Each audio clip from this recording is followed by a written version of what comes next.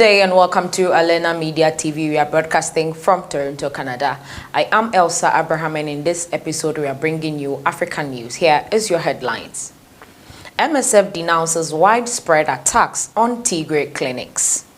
And in our next story, U.S. aims to facilitate solution that ends the GERD dispute.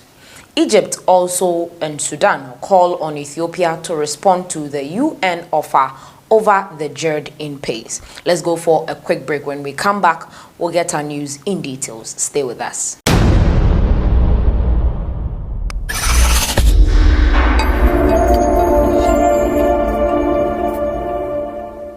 Welcome back from that short break. Now, the medical charity MSF on Monday condemned a deliberate and generalized program of targeting clinics in the conflict-hit Tigray region of Ethiopia. Prime Minister Abiy Ahmed launched a military campaign in Tigray last year after blaming the region's ruling party, the Tigray People's Liberation Front, for attacks on army camps. Abiy, winner of the 2019 Nobel Peace Prize, declared victory when federal forces entered the regional capital, Mekelle, in late November. Though the TPLF remain on the run and fighting continues, a statement is issued on Monday by Doctors Without Borders, known by its French acronym, the MSF, said that treatment structures in the Ethiopian region of Tigray were looted, vandalized, and destroyed in a deliberate and generalized manner. According to its observers in the area, the group said it had visited 106 sites between the mid-December and early of March, and that around 70% had been looted. Only 13% functioned normally, the statement added. At the hospital in the town of Adwa in central Tigray, medical equipment including ultrasound machines had been deliberately smashed, MSF said.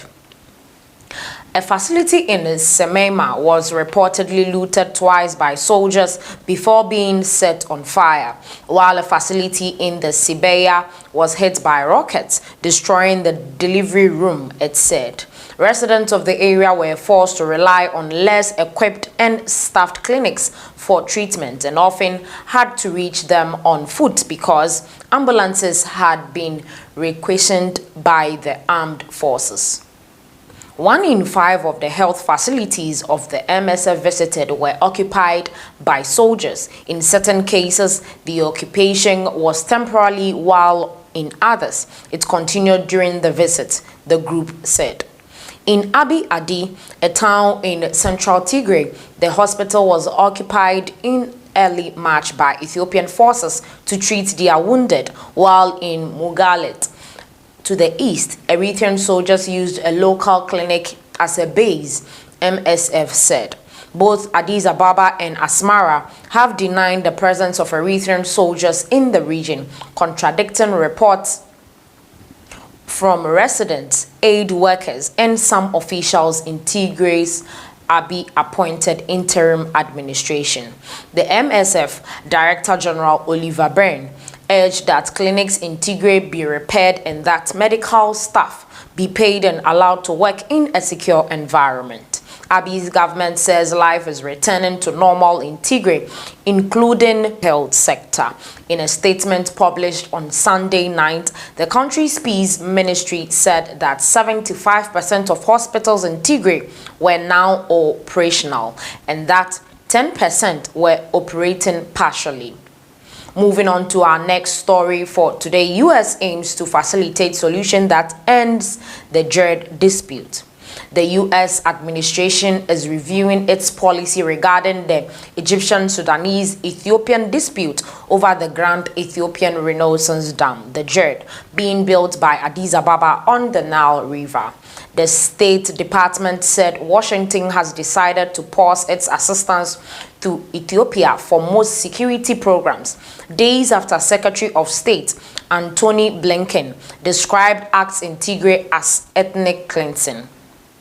The U.S. State Department spokesman Ned Price indicated that the United States is evaluating its role in order to facilitate reaching a solution to the disputes between Egypt, Sudan, and Ethiopia.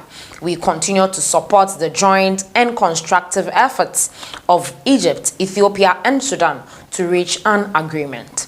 On the situation in the Tigray region, Price said that Washington has decided not to lift the assistance pause for other programs, including most programs in the security sector. He also indicated that the resumption of assistance will be evaluated on the basis of a number of factors and in a timely manner in light of developments in Ethiopia. Lifting our assistance pause on programming outside of these areas remain under consideration. We are assessing whether to remain these programs in light of new challenges in Ethiopia and, of course, the needs of its people and how we can best address those. Mr. Price also announced that Secretary of State Antony Blinken spoke with UN Secretary General Antonio Guterres to discuss Afghanistan, Ethiopia, and Burma. Secretary Blinken also said for enhanced regional and international efforts to help resolve the humanitarian crisis and atrocities and restore peace in Ethiopia. They also discussed the importance of an independent, international, and credible investigation into reported human rights abuses and violations in Tigray. During his testimony before the House Committee of Foreign Affairs, Blinken said he wanted to see Eritrean forces and those from the Amhara region replaced in Tigray by security forces that will respect human rights and not commit acts of ethnic cleansing. President Joe Biden is deeply concerned about the crisis in Ethiopia's northern Tigray region, announced the White House Press Secretary Jen Psaki. The president is deeply concerned and highly engaged on this issue, Psaki told reporters on Thursday. Now moving on to our last story for today, Egypt, Sudan call on Ethiopia to respond to UN over the GERD in pace. Egypt and Sudan, in a Friday joint statement, called on Ethiopia to respond to the UN's offer to participate in ongoing negotiations regarding the Grand Ethiopian Renaissance Dam, the GERD. The statement was issued following a meeting of Prime Minister of Egypt and Sudan in Cairo. The two countries welcomed the announcement by the UN Secretary General to support the Quartet mediation initiative, and they look forward to Ethiopia's approval of this formula to get the negotiations out of current impasse, the statement said. United Nations Secretary General Antonio Guterres also said last week that the UN is available to support and participate in the African Union-led negotiations processed on the GERD. The UN chief expressed his hope that the process will count on the full engagement of the parties in a serious negotiation.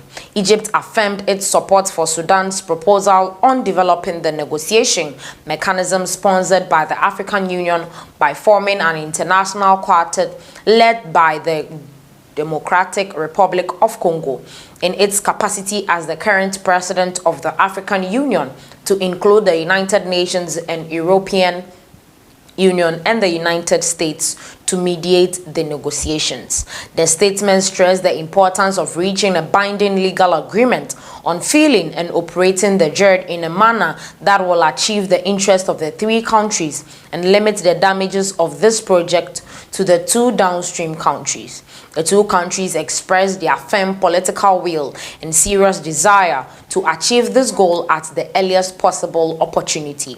They also called on Ethiopia to show goodwill and engage in an effective negotiation process to reach this agreement. Egypt, Sudan, and Ethiopia have held several rounds of negotiations around the dam over the past few years, but have ultimately failed to reach an agreement. The construction of the dam, which began in 2011, is considered to be one of Egypt's most serious water issues. Egypt relies considerably on fresh water from the Nile, has voiced fears that the GERD could negatively impact the country's water supply, and has insisted that measures be put in place to protect downstream countries in case of drought during the filling of the dam.